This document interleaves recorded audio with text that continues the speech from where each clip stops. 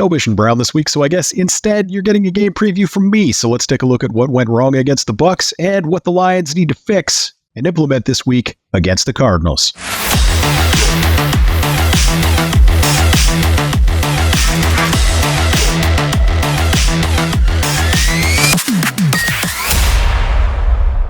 Okay, so if the Lions don't go 1 for 7 in the red zone, they win that game last week. Pure and simple. Everything else they did was in a range of just fine to great, actually.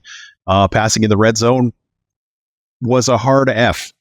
So let's take a look at a couple plays. And for the audio folks, I'm going to try to do this justice talking, but there are pictures and drawings on the YouTube video. You might want to check that out.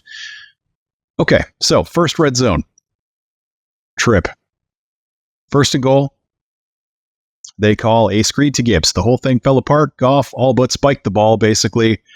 It happens. The play wasn't there. Nothing good was happening. Then they ran it, setting up a third and goal from the 3. Pre-snap, this play looks like man coverage, doubling Jameson Williams. Why do I say that? Well, everyone but the safety is 3 yards off the ball or less. You just don't generally do that if it's a zone play. Even on the goal line. There are 2 defensive backs on Jamo's side, the nickel in the outside corner, and the nickel is head up on Jamo, even though Sam Laporta is on that side as well before the snap. The linebacker to that side is also already not square to the line with his feet, indicating that he's bailing for a coverage responsibility. Goff knows this before the snap. And he knows Laporta's not going anywhere. He doesn't even have a pattern. He's staying into block. In the red zone, Laporta's staying into block. So is David Montgomery. So it's a max protect play, basically, with the tight end and the running back both staying into block, not even running patterns. On third and goal. A little bit of an odd choice to me, but that's fine.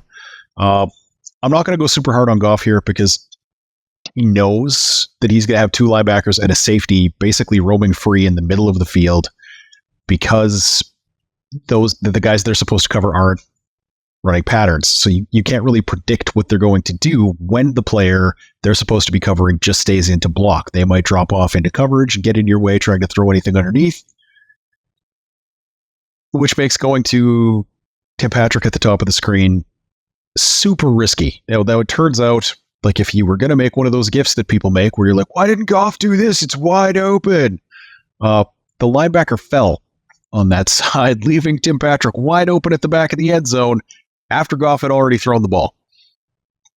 Goff has decided at the snap of the ball exactly where this ball is going because based on all of these other things, it's really the only kind of spot you might get a guy, but he's throwing into double coverage on purpose, which is never great. He doesn't really even look anywhere else. He puts it over Jamo's head and outside, which is where you give your guy an outside shot at making a play, but you make absolutely 100% sure that it's not going the other way. But the reason I still don't like it is because you're throwing into a double. So let's say you don't throw that perfectly. If you were to throw that, that's a pick 6 the other way. None of your guys are catching that guy with the 15-yard lead he's going to end up getting. Either way, nobody makes the play. No touchdown on that drive. Next red zone opportunity. 2nd and 10 from the 18. So plenty of space here to go either beyond the sticks or to play short of the sticks and have more downs to play. So to the play side here where he throws the ball, we have Jamo running a 10-yard out and Patrick in the slot running a corner route, which is kind of what you want to take your big body guy and do, is clear out some space for the smaller guy underneath. This is the point where Goff throws the ball. The nickel's blitzing, so Goff's getting rid of the ball quickly to a receiver he thinks should come open, and on this play, I think he's actually right that Jamo should come open, and he kind of does. But the problem is, he and Jamo weren't on the same page in terms of the depth of the route. Goff is throwing to a spot. You'll notice here, like, Jamo has not made his cut yet, so Goff is assuming that Jamo's going to cut at 10 yards, which is a standard way to draw plays like this up, frankly. There's two things that could prevent that from happening. Either JMO is cutting at the sticks, which is a perfectly reasonable decision for a player to make, or he just runs a round route, which is a thing I have seen him do a lot, let's just say. So I would kind of lean on that as Goff threw it to the right spot and JMO just rounded off that route that was supposed to be cut hard at 10. If he cut it hard at 10, that would have been a complete pass. Maybe you get those extra 2 yards, maybe you don't. Either way, in this case, they didn't.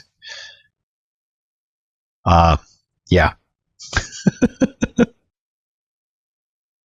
No good comes of this. The Lions do not get a touchdown here. So, next red zone trip. Started with a no-gain run at the 18-yard line. I don't really need to diagram up first down like they...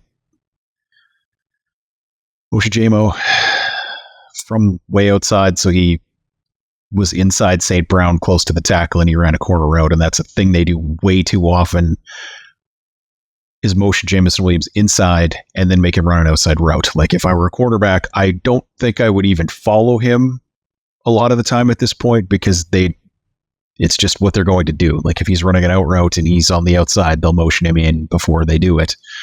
Maybe they're setting that up for future games where they can exploit that and motion him in and do literally anything else. I hope they start doing that now because it's just you're making the corner's life too easy, and every once in a while, Jameson Williams still makes the play. So nothing comes of this one. Ball falls harmlessly to the earth. Yeah. Basically, nothing good happens here. The one thing about this play that I do actually hate is that the way it's designed, the slot corner basically just comes off of... He prevents 3 plays single-handedly on this. He is in the way, so you can't throw to Amon-Ra St. Brown. He is also the player who is going to stop Sam Laporta from getting a first down. And he still has enough space for some reason. He has the ability to get back and be part of what prevents Jameson Williams from having any hope of playing this ball. The depth spacing on the way that the play was run, I don't know how it's drawn up. I don't know if somebody made mistakes here, but basically Jameson Williams was not deep enough to prevent that corner from stopping all 3 of those things. So if you have 3 plays all kind of going on the same side and none of them force that guy into conflict, it's not a great play design, at least against that specific defensive call. The next play here, they completed this, the next play after that play, they completed one to St. Brown down the middle of the field, set up an easy spike to stop the clock. The field goal unit came on. There was a penalty. Time got run off, and the Lions came away with nothing in the red zone. Wonderful time to be a Lions fan, that one. Here's the next red zone throw. It's 3rd and 8, from the 18-yard line. And surprise, surprise, they find St. Brown in the middle of the field. The next play is from the 1. This is when the Lions get their only touchdown. So you may be noticing a pattern here in the red zone of when they get St. Brown the ball in the middle of the field, much success, as it were. Good things happen. That's really the only 2 success stories in the red zone that we have here. And one of them came away with no points anyway because of a procedural issue. Okay, here's another one. Next we come 1st and 10 from the 13. We start with Jameson Williams and St. Brown bunched on the right side, Laporta alone on the left side, Brock Wright on the right side of the line in tight. We get Laporta running a clear-out route into 3 defenders and a swing pass to Gibbs underneath that, and this play is dead before the ball is even snapped. Because you have one guy trying to run out or block 3 players to an underneath pass. And like the Cardinals do get a little tricky here. The defensive end, the edge, comes out. Sorry, not the Cardinals. That's next week. This is the Bucs. The Bucs edge does come out, and he ends up making the play, basically. He runs out into the flat exactly where Gibbs is getting the ball. Good scouting on part of the the Bucs is actually a huge part of why the Lions offense didn't do very well. I'm told that Todd Bowles knows a lot about defensive football, and he used all of that this week to kind of shut down what the Lions like to do. Either way, this doesn't go. Just nothing, no potential play here. Next, we get a 5-yard out to Jameis Williams on 2nd and 14 after the loss in the previous play. And stop me if you've heard this one, but he starts out wide, motions in when Goff calls him inside, and then runs an out-breaking pattern that is easily handled by the corner, and he is pushed out of bounds. The corner heard it before, smothered him as soon as he made the catch. Zero surprise here. They were happy to give up that yardage. 3rd down was another swing pass to Gibbs, which we've established does not work against this kind of defense for 3 consecutive games now. And that takes us to 4th down because the Lions can't kick because they screwed up the halftime and lost 3 points that would have made this a chip shot for the lead with a minute left in the game. The Lions go empty backfield here with Gibbs wider than Laporta to the left side, Saint and Jamo in the slot on the right, and Khalif out wide on the right side. Laporta on the left and Raymond on the right are just running straight into the chests of the guy playing deep thirds of the field. They didn't even really run a pattern. They just run directly to where the guy is standing and then turn around. I don't like to use the word asinine when I'm referring to the Detroit Lions offense, but this play is ridiculous. And that's part of why. You have the only 2 guys in the end zone aren't actually trying to get open in any effective way. What are we doing here? So you're trying to throw underneath. But what does that look like on this play? You have Jameis Williams running it out, and he's covered like that. That's not there on this play. So then you have St. Brown and Gibbs running into the same part of the field in the middle, and not so close that one person can cover them, but close enough that if you throw to either one of those guys, the person covering them is going to get to the other receiver, basically, before he gets into the end zone. Just, like Jameson's running the pattern. It's the same pattern that didn't work earlier because Jamo rounded the route. This time he runs perfectly. But it's hard for a guy to trust someone on a timing pattern when they've already messed that up once in that day.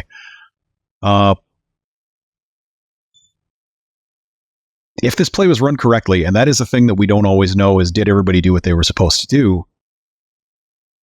4 receivers basically ran to a spot, turned around, and stopped moving.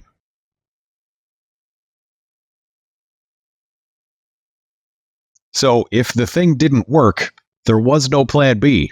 On 4th down, you just dump it off to one of them, hope they can make a play. Like what are we doing here? And that's the Lions' red zone offense, which is the reason they lost that game in a nutshell. In 2024 so far, it mostly comes down to route combinations and the spacing on those routes not being great. Like on the play where Jameis Williams can't make the play in the end zone, if he were heading towards the back corner of the end zone, the corner cannot get underneath him to undercut that pattern, which is a significantly more completable ball than running it flat like he did. But again, not in the room, don't know how it's drawn, don't know what he was supposed to do. If it was drawn that way, it's the equivalent of a stickman portrait. Like, that's not a great way to do that. Last year they were doing stuff like this very well. And like, I hate to harp on this, but they missed the consistent route running of Josh Reynolds in situations like this. He was running clear out routes beautifully in ways that were like subtle and nuanced and dragged multiple people with him as he was going, as opposed to not doing that, just running straight into somebody and turning around. That wasn't really what they had him doing.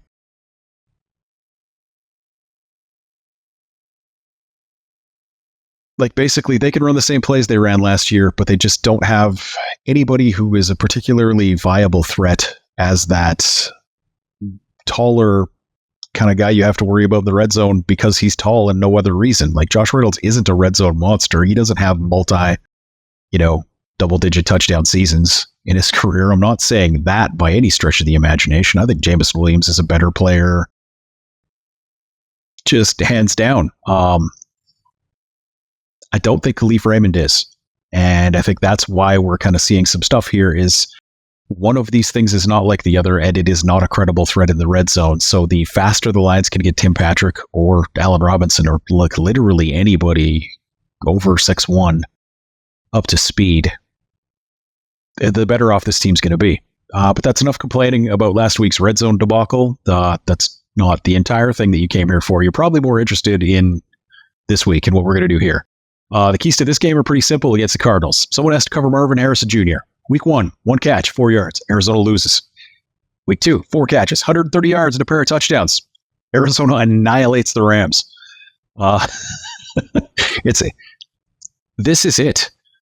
That's the game. I'm going to talk a lot more, but that's what it comes down to. I'm going to just throw this out there that the other receivers on the Cardinals roster are Greg Dortch, Michael Wilson, Chris Moore, and Zach Pascal.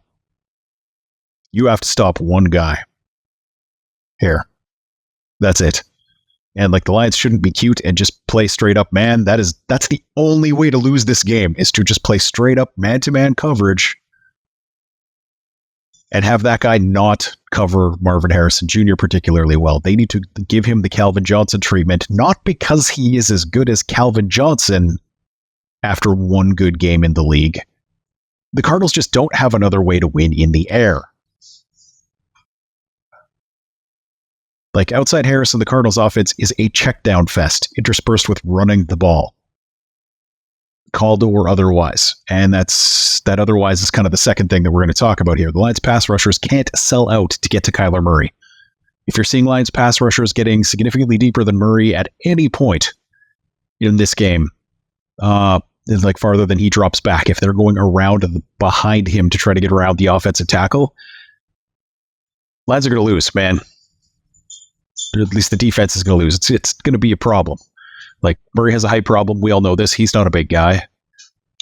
If you keep him in the pocket, he is not as good. Just straight up is not as good. He's gotten better at mitigating this problem since early in his career, but the Lions are still infinitely better off if Kyler Murray is trying to beat them from the pocket than if they're defending scramble drills all day. So it lies outside the usual MO of Aaron Glenn's defense, but the D-line needs to take their foot off the throttle and think in terms of the defensive line. A pressure that doesn't end in a sack likely ends in a first down or worse this week against the Cardinals. Scramble drill deep shots to Harrison are like ones where the safety lost the rookie in space or the guy who's supposed to be covering him just didn't for whatever reason. It is where Harrison did his damage against the Rams.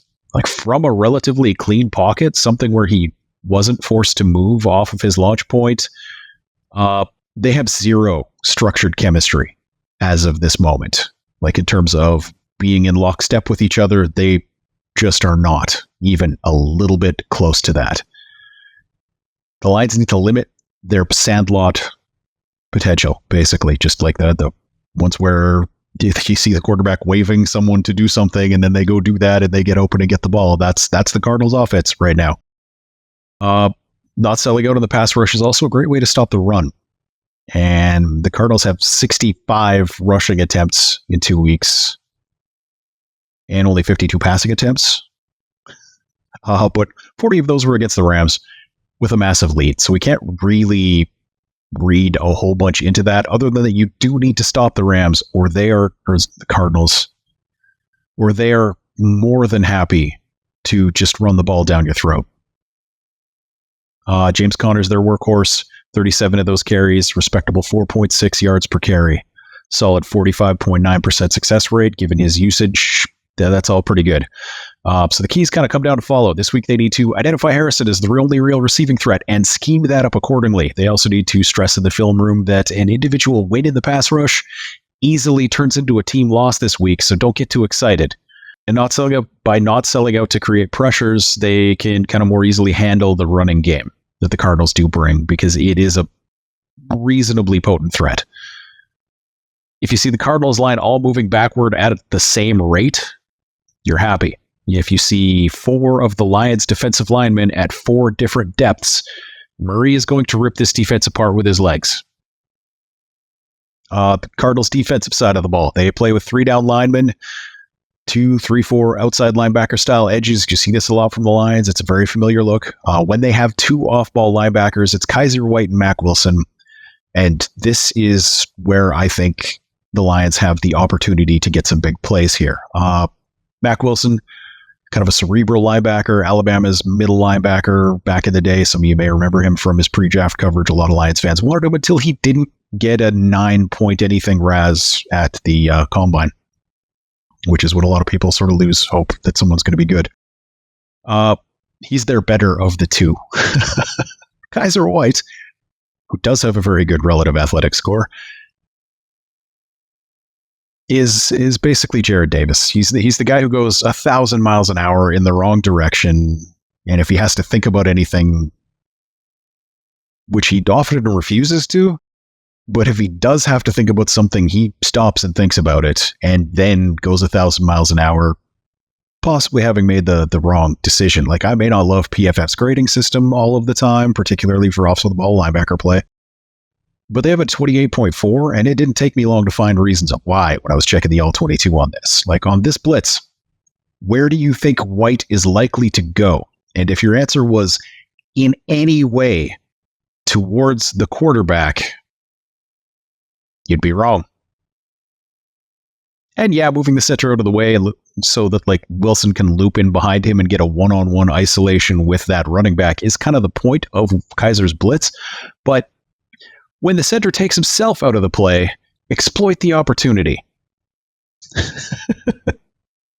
Don't follow him and take yourself also completely out of the play. Like, don't erase his error by making an error yourself. Yeah, that's basically White is just a walking, talking mistake. And that's the key to beating the Cardinals' defensive. It keys off that, exploiting these linebackers. Quick hitting counters and misdirection stuff that get there quick. Like, you know what, the slow developing stuff where the running back is running parallel with the line of scrimmage? I also don't really love like a zone attack necessarily on this. Like, granted, an outside zone does give cutback lanes if the guy over pursues, so that could be something that the Lions do that could theoretically work, but also kind of gives a bad player more opportunity to get back into position. So I guess if they're going to his side, I don't like it as much as if they're going away from him so that he's the guy in the back and can kind of sneak, basically he'll cheat. And that gives you a cutback lane for a big gain potentially. I also kind of wish the Lions would get back to letting their offensive line just tee off on people as opposed to kind of getting cute. Like, just hit them. Please just hit them. A little side note here. It's really interesting to watch the Eagles continue to bring in personnel who fit the defensive scheme that the Cardinals are using right now. Even though like this head coach hasn't been there since they lost the Super Bowl. If you want to sleep really poorly, what's happening to the Eagles is the result of a team losing both coordinators to head coaching gigs after a really deep playoff run. And if the season goes really well, I think there's a very good possibility that's going to happen because what Aaron Glenn's doing now that he does have the horses is actually extremely impressive on the defensive side of the ball. Anyway, back to the game. What we want to see is we want to see running backs through the line quickly, getting to that second level, and the inevitable mistakes occurring for the Cardinals. The passing game, the Lions need to keep the Cardinals rush off Goff, and that is obviously table stakes for anything working because he is not a guy who does that himself. But everything beyond that should basically handle itself. Like, the Cardinals do not have a good defensive backfield. They don't have good linebackers. The Lions should be able to get Laporta and Gibbs easy catches all day if they decide that that's what they want to do. But the Cardinals are also playing Jalen Thompson at safety and Sean Murphy-Bunting at corner, and Murphy-Bunting is not good, which means one of the outside receivers is going to have a very good chance. And whether that guy's fast or he's St. Brown doesn't really matter. But if we have a whole bunch of Khalif Raymond on Sean Murphy-Bunting, I start questioning things. Yeah, I think the Lions need to work on getting the Cardinals into a base defensive formation. So that's a lot of 12 personnel, like looking for a big Brock Wright game here. Because if they have two tight ends in, Brock Wright's the one who's getting covered by a linebacker, and neither of these guys are particularly good at that.